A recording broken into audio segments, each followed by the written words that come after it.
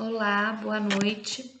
Meu nome é Sueli Máximo, eu sou aluna do sexto período do curso de licenciatura em Pedagogia da UERJ Polo CEDERJ Angra dos Reis. E hoje eu vou apresentar um plano de aula que foi elaborado como APX1 de estágio em educação e ensino médio normal, e hoje essa apresentação ela consolida a APX2 da disciplina. Então, alguns aspectos do plano de aula. A disciplina escolhida metodologia do ensino de língua portuguesa e o tema níveis de escrita no processo de alfabetização. A escolha dessa disciplina e desse tema tem a ver com a grande relevância de se discutir a questão do processo de alfabetização, né?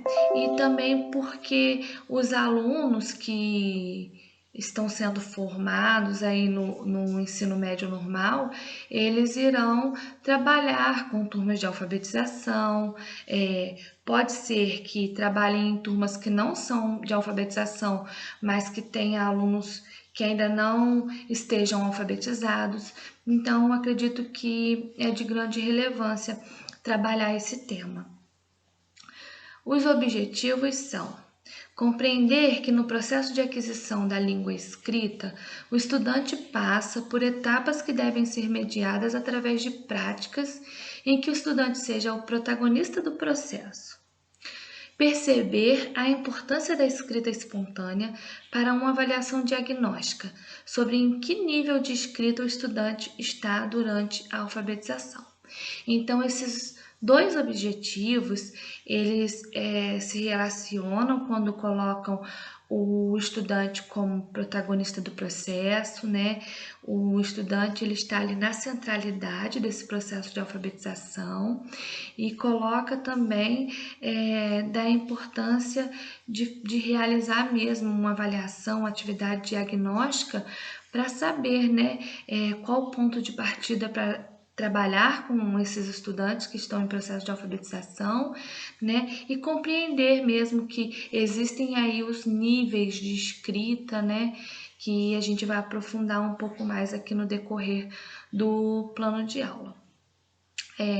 O conteúdo, níveis de escrita e alfabetização. A metodologia aplicada. Bom, ao iniciar a aula, será apresentada uma folha com escritas de estudantes em diversos níveis. Então, eu pretendo apresentar aos estudantes folhas, né, com essas escritas em diversos níveis.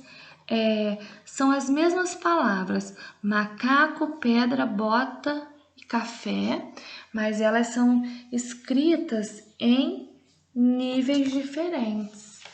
Então, eu vou entregar aos estudantes para que eles tenham contato com esse material, né? E vou pedir que eles façam individualmente suas observações e anotações sobre o que conseguem entender dessa escrita, né? Se já viram algo parecido, se já leram sobre algo, enfim, colocar ali de forma bem livre as percepções sobre esse material. E em seguida, eu vou solicitar que a gente faça uma roda de conversa e que aí os estudantes façam as colocações sobre esse primeiro momento, né, sobre as observações e anotações que eles fizeram. E assim, deixar bem claro que nessa roda de conversa, os estudantes terão liberdade para falar, para apenas ouvir, não será assim caráter obrigatório, todos terão que falar. Vai ser uma roda de conversa em que o diálogo tem que acontecer de forma assim democrática, de forma em que os estudantes estejam à vontade para falar, sem que seja imposto a questão da fala, compreendendo que alguns possuem mais facilidade para falar em público, outros possuem um pouco mais de insegurança, ainda mais se for um assunto desconhecido. Então, a proposta dessa roda de conversa é que seja uma roda de conversa bem tranquila nesse sentido. E após, né, essa roda de conversa em que eu farei a mediação, né, desse diálogo, eu vou sugerir para os estudantes a leitura de um texto da Emília Ferreira e da Ana Teberoski, que trata sobre a questão da psicogênese da língua escrita. É um texto bem resumido, né, para a gente iniciar mesmo essa reflexão sobre o processo de alfabetização. O texto diz o seguinte: as crianças, antes de poderem ler e escrever sozinhas e convencionalmente, formulam uma série de ideias próprias ou hipóteses, atribuindo aos símbolos da escrita alfabética significados bastante distintos dos que lhes transmitem os adultos que as alfabetizam. As hipóteses elaboradas pela criança seguem uma ordem de evolução em que, a princípio, não se estabelece uma relação entre as formas gráficas da escrita e os significantes das palavras. Em seguida, a criança constrói hipóteses de fonetização da escrita, inicialmente relacionando os símbolos gráficos às sílabas orais das palavras.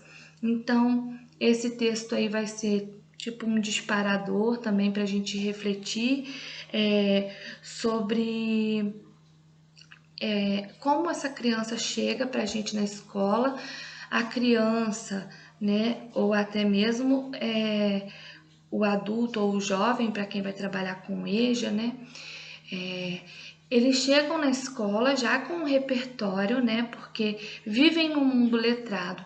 Então, esse conhecimento que eles já trazem sobre a língua, ele precisa ser valorizado. Esse conhecimento precisa ser valorizado e a gente precisa compreender que existem os níveis de escrita e existem atividades que a gente pode fazer para que esses estudantes aprimorem a escrita, né? Então, nesse texto a gente vai dialogar um pouco nesse sentido aí. E também vou conversar com os estudantes sobre os níveis de escrita, né, trazidos pela Emília Ferreira e pela Ana Teberoski, no sentido de explicar mesmo, né, que a gente tem em princípio, o nível pré-silábico, que é marcado por escritas que não apresentam nenhum tipo de correspondência sonora, isto é, sem relação grafia e som, sem relação grafema e fonema. É aquela escrita em que geralmente o estudante faz uma relação dessa forma. Se ele vai escrever uma palavra elefante, por exemplo.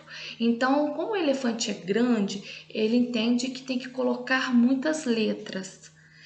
Porém, se vai escrever a palavra formiga, pelo fato da formiga ser pequena, já compreende que tem que colocar poucas letras.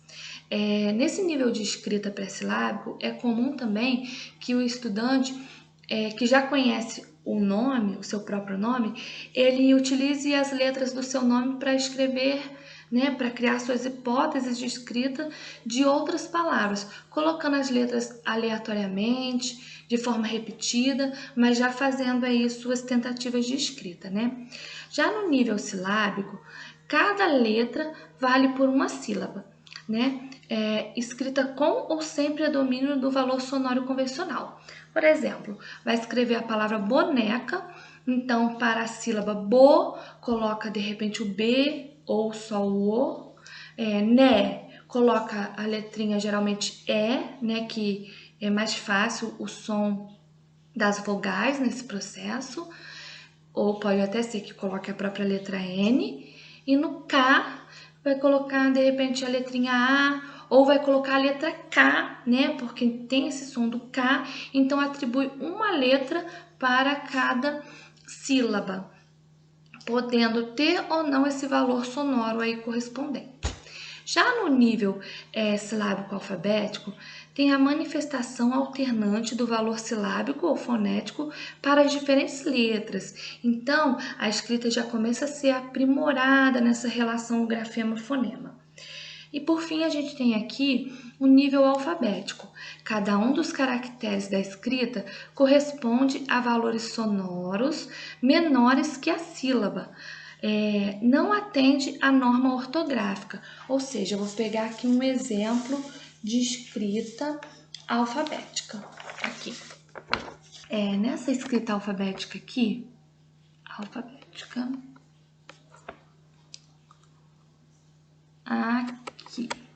Vamos ver se dá para enxergar direitinho. Por exemplo, a palavra pedra, né? A criança escreveu, né? Colocou P-E-D-A. É uma escrita alfabética já, porém ela não colocou ali o R depois do D para formar a sílaba DRA. Mas isso já é uma questão ortográfica que vai sendo aprimorada posteriormente. Essa escrita já é uma escrita em nível alfabético. Depois que a gente conversar um pouco sobre esses níveis de escrita, né?